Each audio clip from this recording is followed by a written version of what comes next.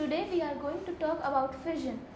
Fission is a type of asexual reproductive method in which parent cell divides to two daughter cells or many daughter cells. It is of two types, binary fission and multiple fission. In binary fission, the parent cell divides into two daughter cells. For example, amoeba. In amoeba, the division takes in any plane.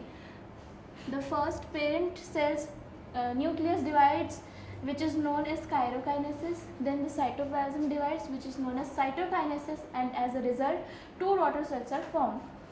Another example is leishmania, which generally causes kala azar. In this, division takes place in a fixed plane from downwards to upwards. The another type of fission is multiple fission. For example, plasmodium. Plasmodium is covered with a cyst which protects the daughter cells in adverse conditions. When the favorable conditions occur, the cyst breaks and the daughter cells split around the surroundings. Thank you. What are the difference between the sexual and asexual reproduction? In asexual reproduction, one parent is involved, whereas in sexual reproduction, two parents are involved.